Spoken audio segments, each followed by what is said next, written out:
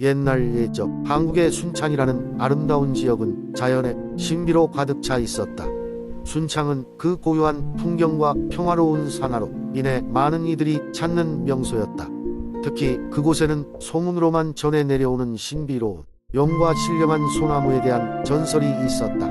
순창에는 용봉산이라는 산이 자리 잡고 있었는데 이 산의 정상에는 마치 사람이 지켜주는 것 같은 커다란 소나무가 하나 서 있었다. 사람들은 이 소나무가 하늘을 찌를 듯 높고 가지는 마치 용의 비늘처럼 생겼다 하여 용비늘 소나무라 불렀다. 이 소나무는 마을 사람들에게 오랜 세월 동안 숭배의 대상이 되어 왔고 그 아래에서 기도하면 소원이 이루어진다는 전설이 전해졌다. 용비늘 소나무 아래에는 작은 연못도 있었는데 전설에 따르면 이 연못에는 1000년이 넘은 용이 살고 있다고 했다.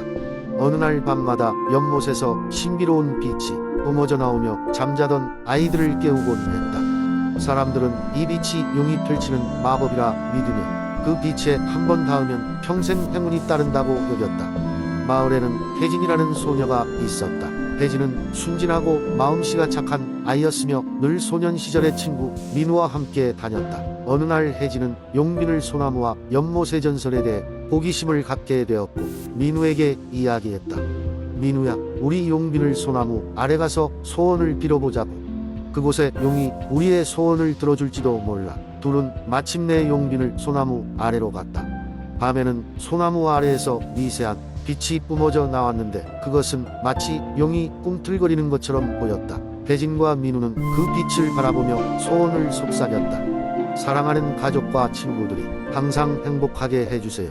혜진은 조용히 기도했다. 그날 밤 그들은 소원을 빈 후 마을로 돌아갔고 이상한 일이 벌어졌다. 그 이후로 마을에서는 좋은 일들이 끊이지 않았다. 농작물이 크게 자라나고 오래된 누물에서 맑은 물이 흘렀다. 마을 사람들은 모두 혜진과 민우의 이야기를 듣고 소나무의 기적을 믿게 되었다. 시간이 흘러 순창은 이제 더 많은 사람들이 찾게 된 곳이 되었다. 사람들은 여전히 용비늘 소나무 아래에서 소원을 빌었고 그 전설은 세대를 넘어 이야기되었다. 마을 사람들은 이 모든 일이 용의 축복이라고 믿었고 마을의 발전과 행운이 용과 소나무 덕분임을 항상 감사했다. 이렇게 순창의 용과 소나무의 이야기는 오랜 시간이 지난 지금도 여전히 살아 숨쉬며 그곳을 찾는 이들에게 희망과 신비로움을 전해주고 있다. 이 전설은 또한 우리가 자연과 함께 어우러져 살아가는 것이 얼마나 큰 축복인지 일깨워 주었다. 두 번째 이야기. 옛날 옛적 분산의 작은 어촌 마을에는 바다가 주는 풍요로움에 감사하며 살아가는 사람들이 있었다. 그 중에서도 특별히 바다를 사랑하던 한 소녀 수아가 있었다. 수아는 매일같이 바닷가에 나가 파도 소리를 듣고 바닷바람을 맞으며 꿈을 키워가곤 했다. 어느 날 수아는 평소처럼 바닷가를 걷다가 반짝이는 무언가를 발견했다. 그것은 아무리 봐도 평범한 조개 껍데기가 아니었다. 호기심에 손을 뻗어 그것을 집어들었더니 갑자기 눈부신 빛이 번쩍였고 수아는 그 자리에서 기절하고 말았다. 눈을 떠보니 수아 앞에는 바다의 정령이 서 있었다. 그는 옥색 피부에 비늘이 반짝이는 모습을 하고 있으며 깊은 눈동자에서는 태평양의 깊이를 느낄 수 있었다. 그의 이름은 세레엔이었고 바다의 수호자였다. 세레엔은 바다가 위험에 처할 때마다 모습을 드러낸다고 했다. 세레엔은 수아의 순수한 마음을 보고 그녀에게 도움을 청하기로 결심했다.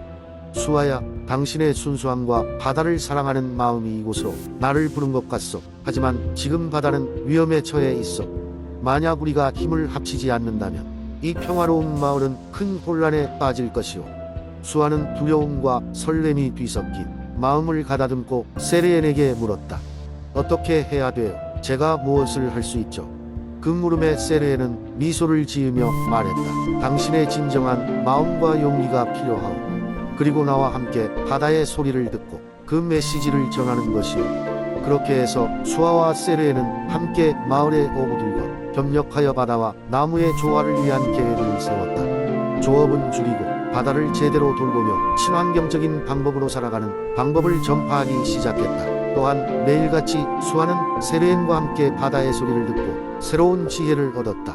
수아의 노력은 많은 사람들에게 영감을 주었고 마을 사람들도 점차 마음을 열고 바다와의 공존을 위한 노력을 시작했다.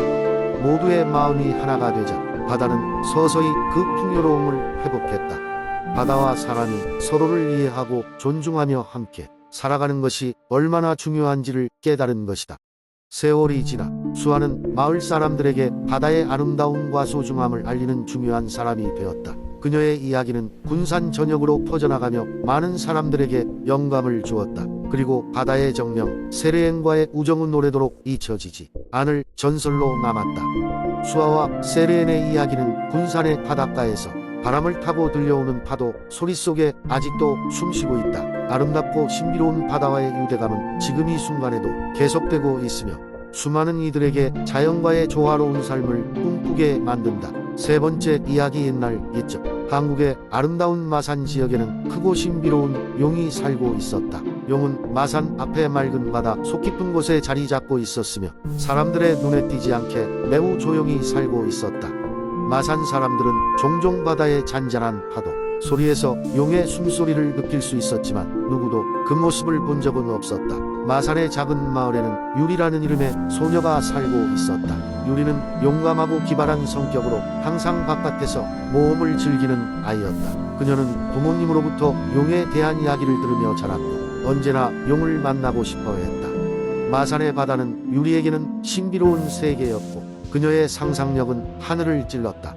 어느 날 유리는 바닷가에서 놀다가 깊은 바다로 나아가게 되었다. 그녀는 그곳에서 반짝이는 비늘을 발견하게 되었다. 그것은 다른 물고기들의 비늘과는 달리 신비로운 빛을 발하고 있었다. 유리는 그 비늘이 바로 용의 것임을 직감했다. 그녀는 용의 비늘을 따라서 바다 깊은 곳으로 모험을 떠나기로 결심했다. 바닷속으로 들어간 유리는 처음에는 약간 두려웠으나 곧 화려한 해초들로 가득한 세상에 푹 빠져들었다. 그녀는 용의 비늘이 비치는 작은 빛을 따라 더 깊이 들어갔고 마침내 용과 마주하게 되었다. 용은 놀랍도록 웅장하고 귀여운 모습이었다. 용은 유리에게 사람의 말을 걸었고 유리는 놀라움을 감추지 못했다. 용은 유리에게 자신의 이야기를 들려주었다. 자신은 오랫동안 마산의 바다를 지키는 수호자이며 사람들과 자연이 평화롭게 지낼 수 있도록 도움을 주고 있다고 말했다. 그러나 최근 일부 인간들이 바다를 오염시켜 자신에게 힘겨운 시간이 되고 있다고 털어놓았다. 이에 유리는 마을로 돌아가 사람들이 바다를 깨끗하게 해야 함을 느꼈다. 천진난만한 그녀의 열정과 용과의 만남 이야기는 마을 사람들에게 큰 감명을 주었다. 그 후로 마산 사람들은 바다를 더욱 사랑하게 되었고 용과의 평화로운 교감을 이어가게 되었다. 용은 그 후에도 종종 유리에게 모습을 드러내었고 두 친구 사이에는 끊을 수 없는 강한 유대감이 생겼다. 유리는 용과의 비밀스런 모험을 계속해 나갔으며 마산의 전설은 이렇게 길이길이 전해지게 되었다. 네 번째 이야기. 옛날 옛적 한국의 작은 마을 영천에는 마을 사람들에게 전해 내려오는 오래된 전설이 있었다. 그 전설은 하늘을 날아다니며 마을을 지키는 용에 관한 것이었다. 용은 몇 세기 전 이 지역에 큰 위기가 닥쳤을 때 나타났다고 한다. 마을 사람들은 용이 강에서 솟아올라 하늘로 날아오르는 모습을 보았고 그 이후로 마을에 평화가 찾아왔다고 믿었다. 영천은 산과 강이 어우러진 아름다운 자연 환경을 자랑하는 곳으로 해가 지면 달빛이 마을 전체를 부드럽게 감싸 안았다. 어느 날 밤 한 소년이 강가에서 놀고 있었다. 그의 이름은 민수였고 그는 그날 밤 유난히 밝은 달빛에 이끌려 강가에 오게 되었다. 강물은 조용히 흐르고 있었고 민수는 물가에 자리를 잡고 앉아 달빛의 반짝임을 바라보았다. 왜 이렇게 달이 밝을까? 고민에 잠긴 민수는 고개를 드는데 그 순간 강물 속에서 무언가가 꿈틀거렸다. 처음에는 물고기일 거라고 생각했지만 찬찬히 바라보니 거대한 실루엣이 강물 속에서 서서히 올라오고 있었다. 그 모습은 마치 전설 속의 용과 같았고 민수는 놀라움과 두려움에 금방 자리에 굳어버렸다. 용은 거대한 몸을 흔들며 민수 앞에 나타났다. 그 눈빛은 온화했고 민수는 순간 두려움을 잊고 오히려 경이감에 사로잡혔다.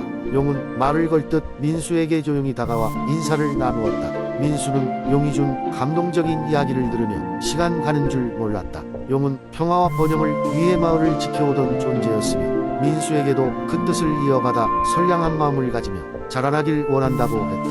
그 후로 민수는 용의 이야기를 가슴에 새기고 마을에서 노력하며 성장했다.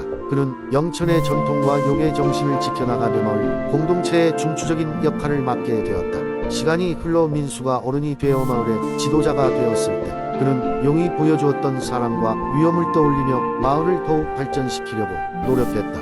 민수의 이야기와 용의 전설은 세대를 거듭하며 마을 사람들에게 전해졌다. 그리고 영천은 달빛 아래에서 항상 평화롭고 아름다운 곳으로 남게 되었다. 마을 주민들은 여전히 밤하늘을 올려다보며 혹시 다른 이들도 용의 모습을 볼 수 있을지 모른다는 희망을 품고 있었다. 그리고 그 희망은 앞으로도 여러 세대에 걸쳐 밝혀나갈 등불이 되었다. 다섯 번째 이야기. 옛날 예적 한국의 서남 해안에 위치한 목포라는 작은 마을이 있었습니다. 이 마을은 산과 바다 사이에 자리 잡고 있어 아름다운 자연경관을 자랑했지만 이곳에는 작은 비밀이 숨겨져 있었습니다. 이곳 사람들은 용왕이라고 불리는 바다의 신을 모시고 있었습니다. 용왕은 바다의 바람과 파도를 다스리며 마을 사람들에게 풍요로움을 안겨주는 존재였습니다. 그러나 어느 날 마을에서 이상한 일이 발생하기 시작했습니다. 바닷바람이 갑자기 거세지고 물고기들이 사라지며 마을 사람들은 점점 불안한 나날을 보냈습니다. 그러던 중 마을의 가장 큰 오행량을 자랑하던 선장 김씨가 먼 바다에서 작은 병을 건져 올리게 됩니다. 병 속에는 낡은 종이 조각이 있었고 그 종이에는 용왕의 눈물이라는 말과 함께 마을 사람들은 마음의 고향을 잊지 말라는 문구가 적혀 있었습니다. 김씨는 곧바로 마을 사람들과 장로들에게 이 사실을 알렸습니다. 그들은 마을 회관에 모여 이 메시지의 의미를 해석하려 애썼습니다. 여러 토론 끝에 한 노파가 입을 열었습니다. 오래전 이곳 바다의 용왕의 딸이 살고 있었다고 전해지지. 그녀는 한 인간 청년을 사랑하게 되었고 그 청년 역시 그녀에게 마음을 주었다네. 하지만 인간과 바다의 존재 사이에는 막을 수 없는 장벽이 있었고 그들의 사랑은 비극으로 끝났다네. 그녀의 눈물이 바다에 떨어져 지금까지도 그 슬픔이 바다에 남아있을지도 모르지. 마을 사람들은 곧바로 다시 바다로 나가 용왕의 마음을 달래기 위해 기도하기 시작했습니다. 그리고 오래된 전통 의식인 용왕제를 부활시켜 마을 사람 모두가 바다를 깨끗이 하고 평화를 기원했습니다. 용왕제와 함께 그들은 바다에 특별한 제물을 바쳤고 그 후로 바닷바람은 잔잔해지고 풍요로운 물고기 때가 돌아오기 시작했습니다. 그리하여 목포 마을은 평화를 되찾았고 마을 사람들은 다시 한번 자연과의 조화로운 삶을 되새기며 살았습니다. 용왕의 눈물은 영원히 마을 사람들의 가슴에 남아 그들의 자연을 경외하고 소중히 여기는 마음을 지키는 이야기가 되었습니다.